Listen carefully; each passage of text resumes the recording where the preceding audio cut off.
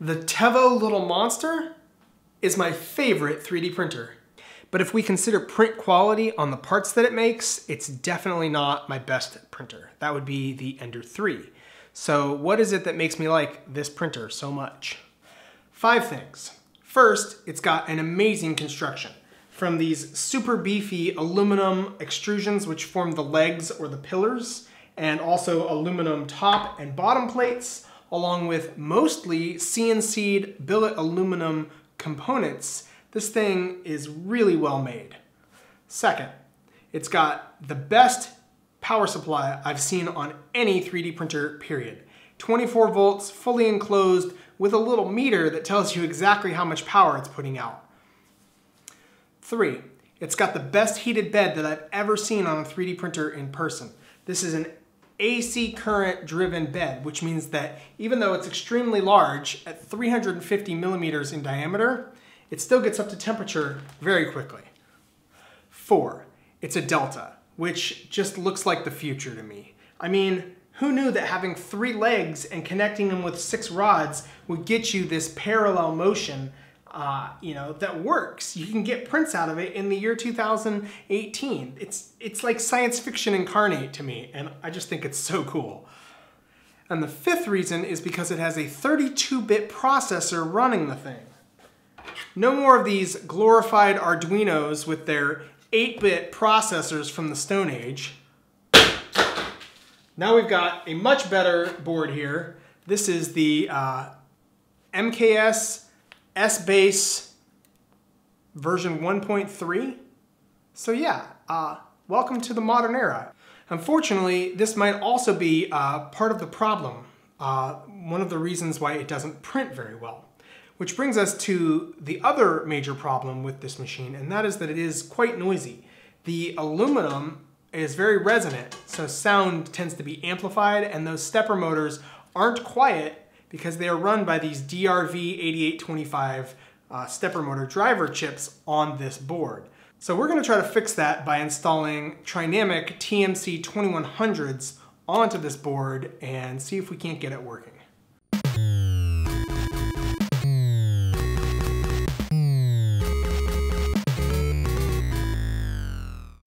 The first thing to talk about is obviously all of this green stuff that you saw in the opening sequence. This here is a bulb that hides all of the connectors for the wiring. It just cleans up your wiring really nicely. And this is a file which is provided on Thingiverse from the manufacturer, from Tevo themselves. So this was, I printed this in ABS, and this here is it's a flexible material. That is some geometry which has been provided by Thingiverse user VSCH, and it is called the LED cob ring for the Tevo little monster, and it's fantastic. Here, let me turn it on for you guys. How cool is that? So basically you can be printing in the dark and still, get a good look at your prints by just turning that on. So we'll cover the wiring on that here in a few minutes, but I didn't design those, but they are absolutely worthwhile upgrades to your printer.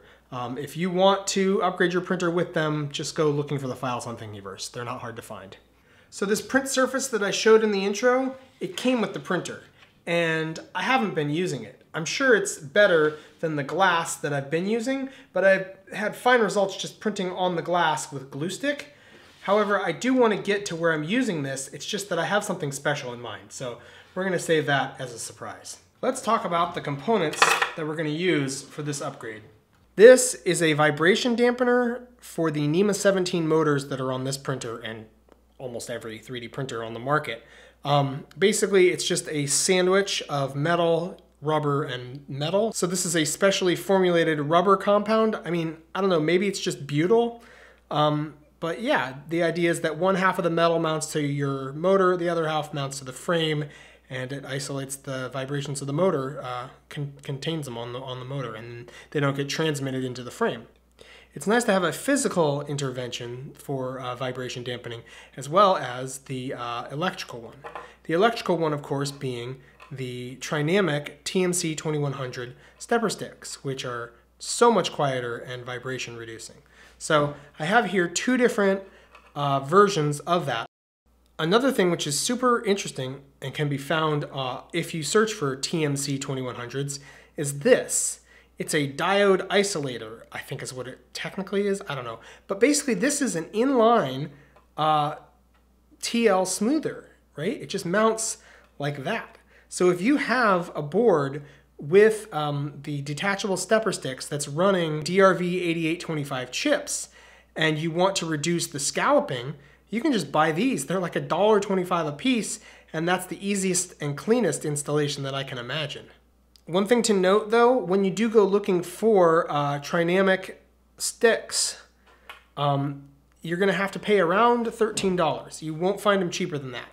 You will find a listing for this chip here, which is about $1.50, and don't get suckered. This is a A4988 chip. Just your most basic stepper motor driver. So it's no good. I mean, it's no good. This is totally a fake out because this won't even work. They've soldered on the header pins on the wrong side so that this is all a mirror image and the pins don't line up with the orientation of your board. So this won't work in any way. You would have to, even if you bought these and wanted to use them, you'd still have to reverse the pins. So this is just a total trap to get you to waste some money.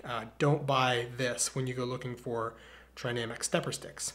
In fact, you're probably best off just going to Philistruder, which is the official Trinamic reseller here in the United States. If you're overseas, I don't know, go to the Trinamic page and try to figure out the official reseller.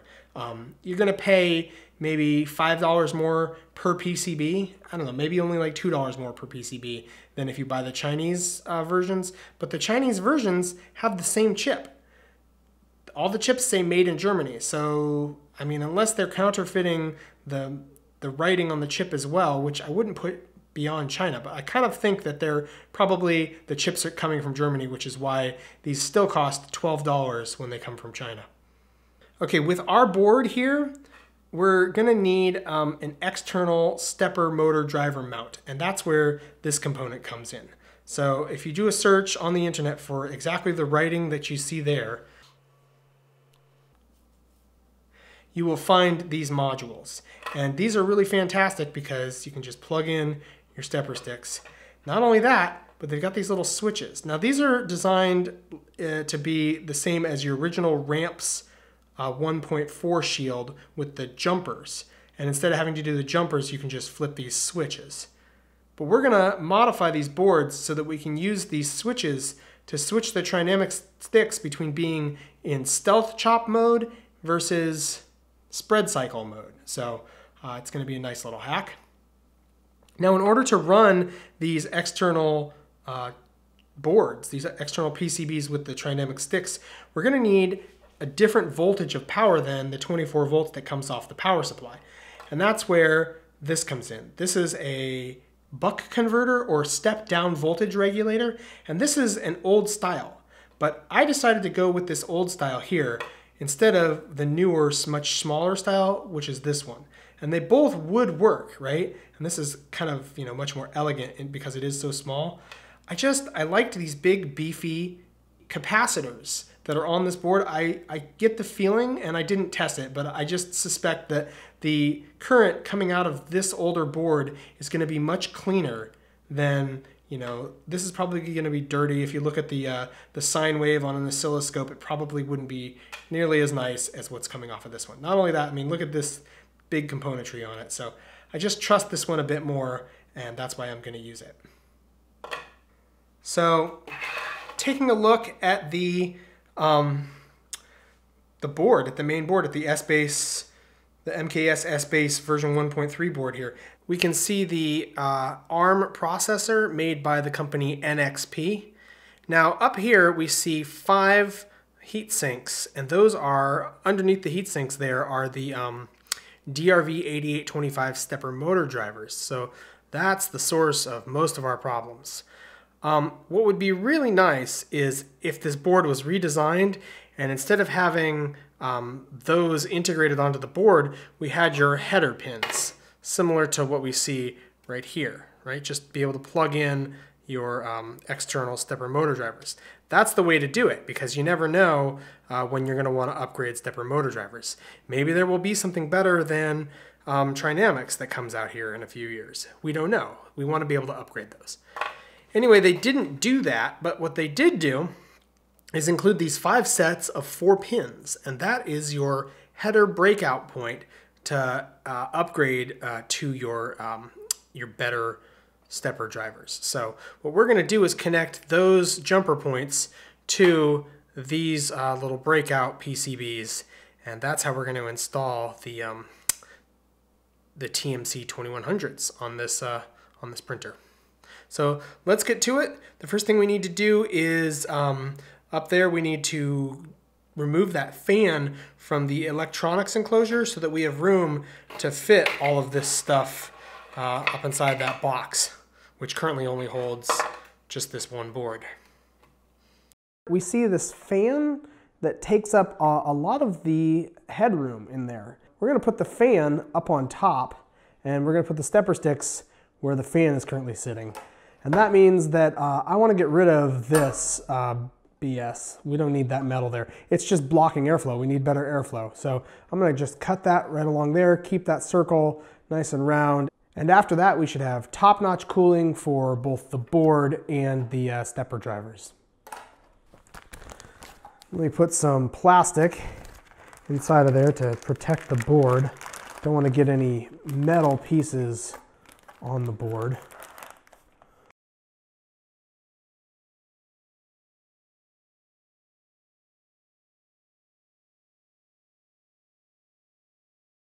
All right, well, we now have a hole there. It's kind of ugly, but I didn't ever cut past the line, so I can always go in there with a file if I want to clean it up someday. But we're going to be covering that hole with the fan, so I'm not worried about how it looks. Now I just got to make sure that none of my little metal chips ended up on the board. We don't want them bridging any gaps and causing any short circuits. So here on the Tevo Little Monster Thingiverse page, we see all of the open source files for the Tevo Little Monster. And in my previous video, I don't think I gave enough credit to Tevo for doing this. Not only have they open sourced their files, but they didn't just publish them on like some obscure page on their website. They posted them on Thingiverse. Like, they're trying to get this into our hands. They are making a great effort. So good credit to Tevo for this. And I downloaded the CAD files for this printer, and you can see all of it's already been modeled. So there's no need, like I found another file on Thingiverse, which is this thing. You don't need to model this thing, although I guess it's a more detailed model of this that somebody made so that they could, you know, make extra parts to go on here. And this is clearly an older design of the Tevo Little Monster. It would have been nice to have sort of the updated design. Like, this is some crappier, older, different fans. And they've changed this whole assembly, which is what we're going to be using. Instead of having these hinges on the sides, they have hinges at the back. But the enclosure is mostly the same. So we can use this bit of geometry, which is exactly what we're going to do. So, in fact, all I need is this and the board and a few things there. So let's just start deleting here until we are left with the only thing that we need.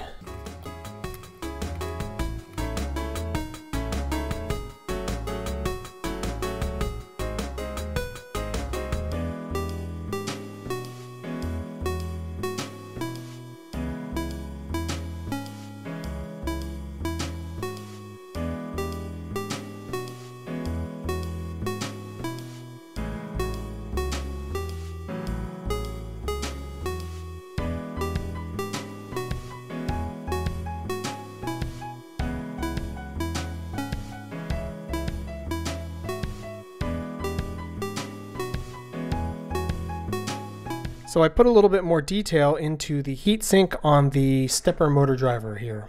And next to it, we see the TL smoother. That's just really basically modeled. I don't need it to be more fancy than that. And next to that, we have the actual PCB that we're going to use to mount our stepper motor drivers into. That would be this part right here. And then next to that we have the step-down voltage regulator, the buck converter. So those are the 4 components. And in here, we can now see the fully modeled enclosure as I've made it. We can see I have clearance just barely between the enclosure and the top of those PCBs.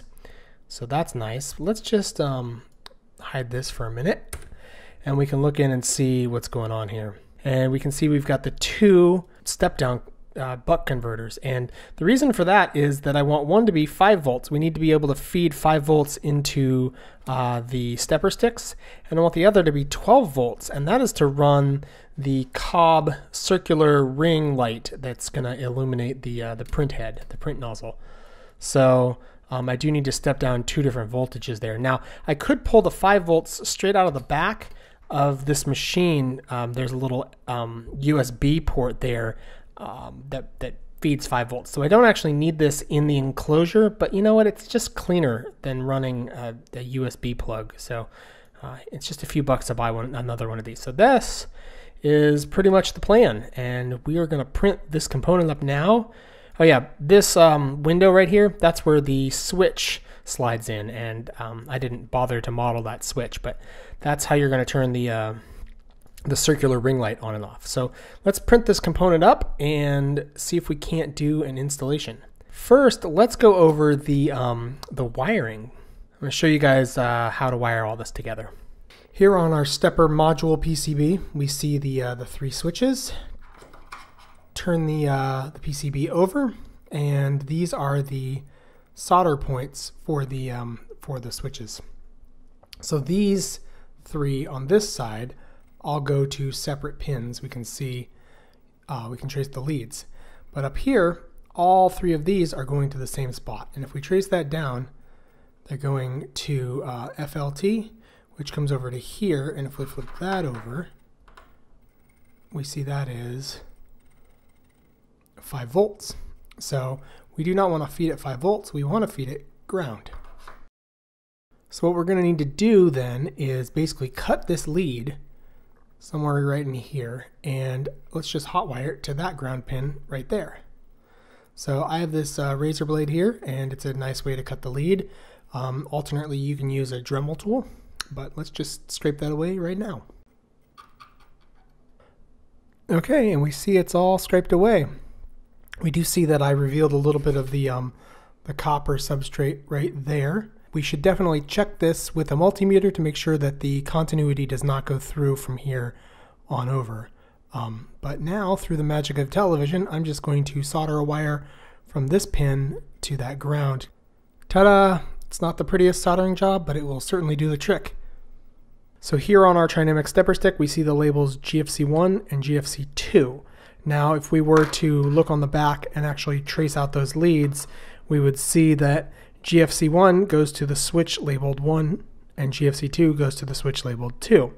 So in their current configuration, the switches are off. It says on up there, so that means that the switches are now on, and that, the way that we have done it, means that they are connected to ground. So in this orientation, GFC1 is connected to ground.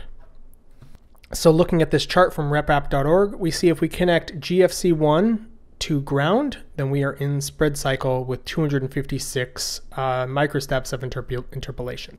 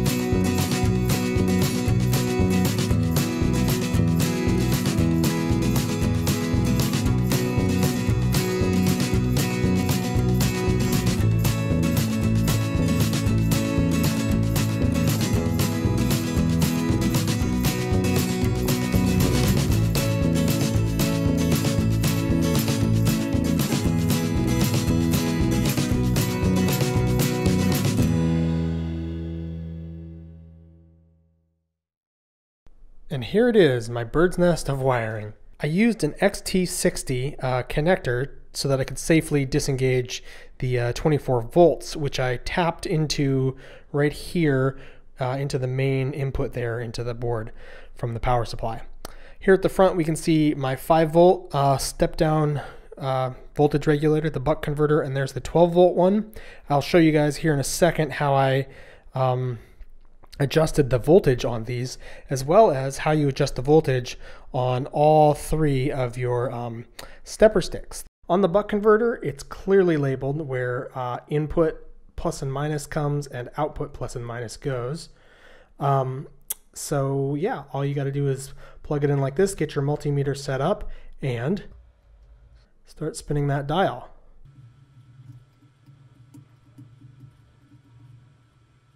Now, make sure you do this before you plug in your stepper motor drivers. It should go without saying, but this idiot didn't do it that way. So here we see 2 styles of these Trinamic stepper modules. On the left is the actual TMC 2100. That's the original, and everybody still sort of knows it, and they see all the tutorials for it, so they still buy this one. But on the right here is a 2208. And it will work the same way for our purposes. There's a lot more features baked into this, but we're going to be using these in the sort of dumb setting, so it doesn't really matter which one you get.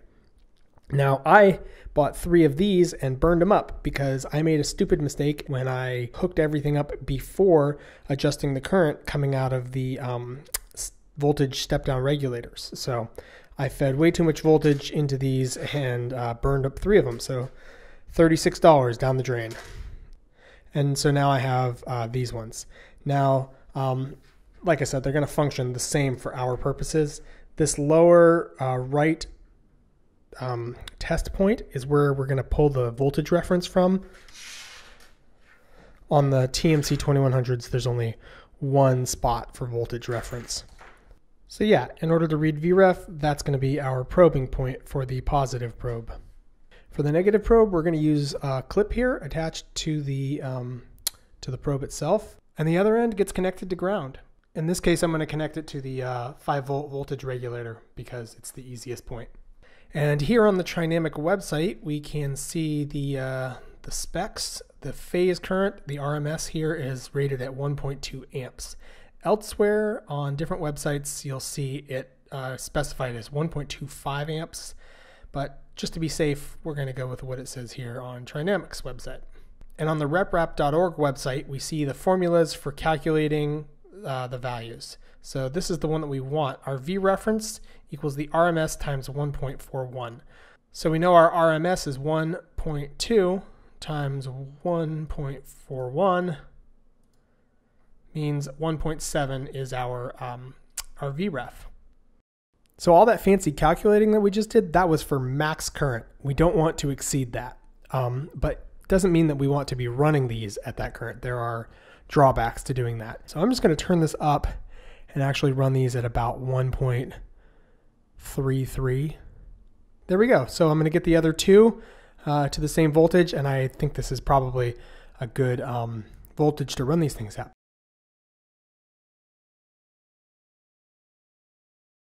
Awesome. All the electronics have been installed into the enclosure, which can fully shut. The fan has been installed on the top of the enclosure with its protective grate there, so we can't really get anything into the blades of the fan.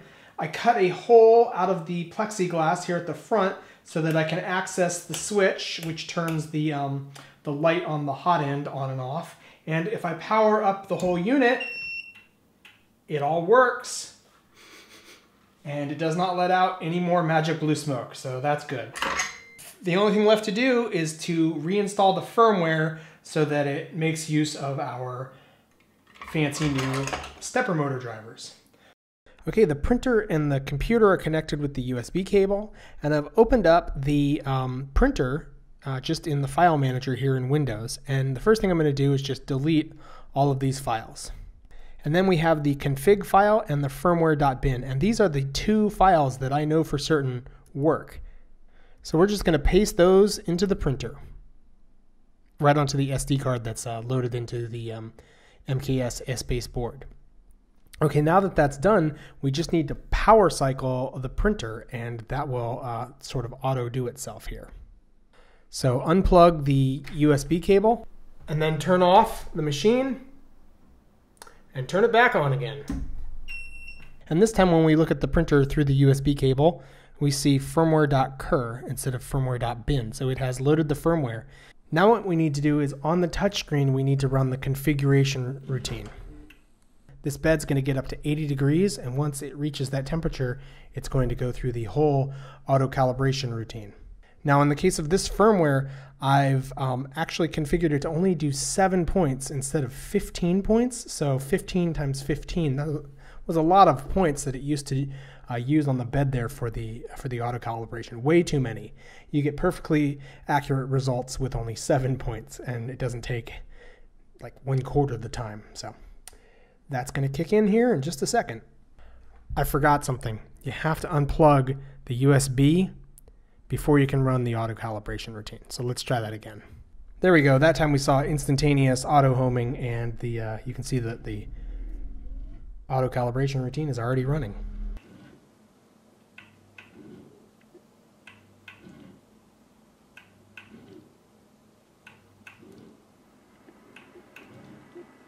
Now that that's done, what we want to do is go right here to our Repetier host, or hey, you might be able to do this through Kira or whatever your chosen interface program is to interface with your 3D printer. I like Repetier host.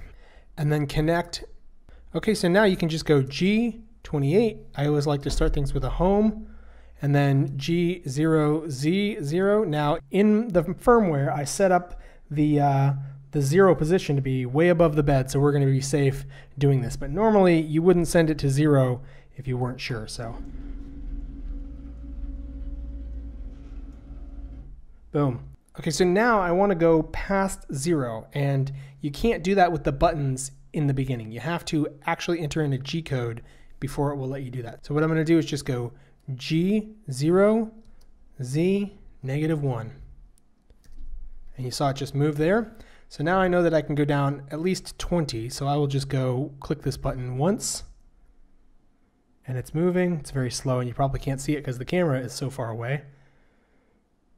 One more time. Okay, we're getting close. So what I'm going to do now, and it's just kind of boring, is slowly inch that thing down using the 1 and the 0.1 millimeter buttons. I find that the 0.01 millimeter button does nothing. So just those two buttons to just slowly inch it down until that paper, you can feel the paper. So that's where you want it. So I'm there now. The paper just slightly binds, and now is when we enter in the magic command. It's the M306 command followed by Z0. This is how we set our 0 position relative to the where the sensor did its readings. So the most important thing here, though, is you need to then issue an M500 command, which will save this result into your EEPROM. So we are good to go. We can now actually print, as well as do print resume after a power loss. So we're in business. Let's do a test print. Okay, I'm going to take this opportunity while the test print is running to show you guys just how quiet this modification has made this printer. So let's put the microphone right up here near the print nozzle.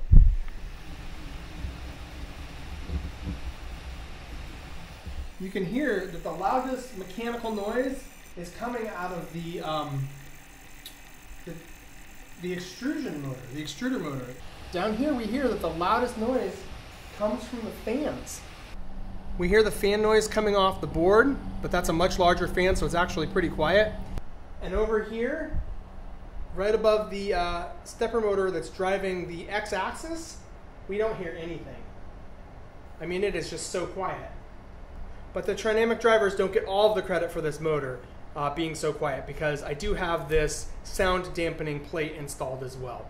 So this printer now is amazingly quiet, and I'm not even running it in stealth chop mode, which would be absolutely silent as far as the mechanical noise coming off the stepper motors.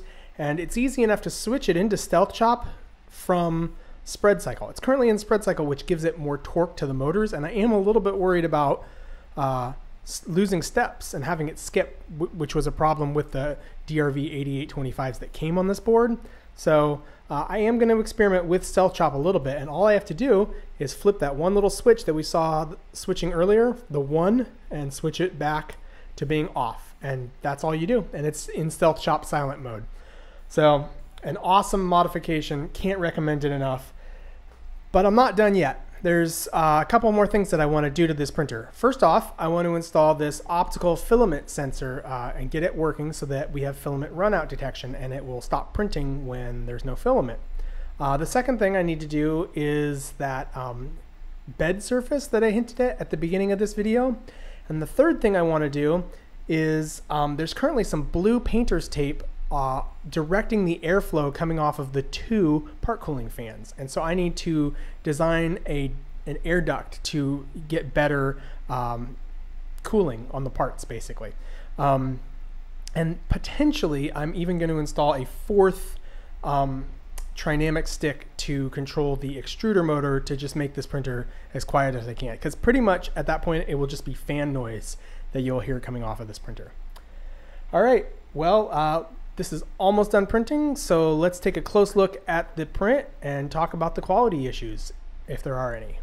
There probably will be. Okay, let's pop this print off the bed and take a close look at it. There in the ceiling, we see a little bit of drooping. If we can get the camera to focus. We see a little bit of drooping there. Not too bad. I'd expect better from those 2 part cooling fans. And like I said, I've got some blue painter's tape actually directing the airflow. So that's something I want to fix in the next video. One thing that's really obvious here is the fact that these corners are kind of rounded, like they're not very sharp. Let's take a look at the print here from the Creality Ender 3 to compare it to. Focus. And we can just see just that beautiful sharpness to those corners. In comparison, they're kind of rounded. I mean, it's not that noticeable, but it is noticeable. So back to part cooling though, we see that spire looking good. This is the Ender 3 print that was printed at 90 millimeters per second. Oh, so these were both printed at 90 millimeters per second, so pretty comparable. And the spire is not quite as straight on the Ender 3. It's straighter.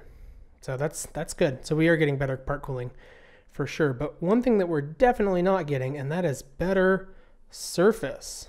That's an interesting surface quality. Let's take a close look at it. Yeah, you see the, I think it's just the way that the Delta printers slice or the way that they work. They don't move in a straight line. It's all arcs. So I think that every one of those little bumps is just a place where an arc ended and the next arc started. So I don't know if I'm going to be able to overcome that. But hey, this is pretty good print quality. I gotta say, I'm quite happy with this. It's not the absolute best, but you know what? We're not printing with FDM for ultimate print quality. If we were doing that, we'd be using SLA. So I printed this single wall bowl to test if there was any scalloping from the Trinamic drivers, and there isn't. Here on a print from a previous video, you can see the scalloping that this printer used to produce. So let's pop this bowl off the printer and take a closer look. Yep, we still see the same irregular surface from the previous test print, but there is no scalloping. So yeah, installing these Trinamics, I would say, is a must-do upgrade to this printer. Let's talk about total cost for this upgrade. So if you order the parts from China, like I did, you're gonna wait a long time for them to come in the mail. What happened the first time I ordered my Trinamic TMC 2100s from China is it took 2 months, 60 days until I realized that they were not gonna be delivered. Then I had to, ask for a refund and reorder them from China. Those ones came, and then I burned those ones out, and then I had to wait another 45 days for the TMC 2208s to come. So all told, I waited like months and months for Trinamic sticks to come from China. Your results may vary. You may get them in just 2 weeks. Sometimes China's actually pretty quick with the shipping. But if you do order the parts from China, they are cheap. Total cost, $30 for this whole upgrade. Or you can get the parts and order them from US suppliers. Primarily, you can get your Trinamic stepper sticks from Philistrutor, which is recommended. So you can buy the kit instead of the whole completed board. The kit means you have to solder on the header pins yourself. But if you buy the kit, I believe you're only going to pay like $60 total for this whole project. Now, one thing, you do have to get those little PCB plug-in modules from China. I have not been able to find a US supplier for those. You guys might be able to find them if you shop around, but it's double the price. However, you get it all within a week or two. So I think it's probably worth it to order this stuff from the United States. Now, this is not a project for beginners. I messed it up a number of times. I didn't even show you guys, but I burned up another one of those stepper sticks because I plugged it in backwards. You can plug them in 180 degrees. That's the one drawback with that form factor for the plugs. There should be a directional plug on those stepper sticks. That would be nice. If the manufacturers have a standard going forward, that would be the way to do it. And you would think that the TL smoothers, those little 8 diode boards, would protect the Trinamic sticks from frying. They don't. What they supposedly do is protect your main board and your stepper motor drivers from flyback current. I think it's called flyback. The feedback current when you manually move your machine. And let me show you guys this. When the machine is powered off and I manually move the print head, you can see that it reads a current on my power supply. Now, I want to try something different. You might have seen me use this tool in the video. This is a piece of sheet metal, and this is a little nibbler tool is what it's called. And it just sort of, it's like a pair of pliers. You can just cut away, chip away at a piece of metal, right? So little bit by little bit, it takes little bites out of it. Kind of a handy little tool. Nice to have. And hey, let's do an affiliate link thing. Let's try to actually earn me some money for my efforts here. This video took me weeks. I mean, if you're counting all the time that I waited for stepper sticks to arrive in the mail, this took me months, but just actual work time, it took me weeks to get this done. So please help me out. Follow that affiliate link in the description down below. But you know, I really just prefer if you became a Patreon supporter. That's just the best way to support me. And actually, if you do want to do this upgrade, you will need to get the files that I have, because the latest version of SmoothieWare will actually brick the MKS S-Base version 1.3 board. So you won't be able to use the latest version of SmoothieWare, and you'll need my configuration file, not to mention the print file. So if you want those files, go ahead on over to my Patreon page, and there's instructions there for how to get your hands on them. Okay, well, that's it for this video. The next video, I'm actually going to make this an even better printer. So tune in for that, and thanks for watching. See you next time.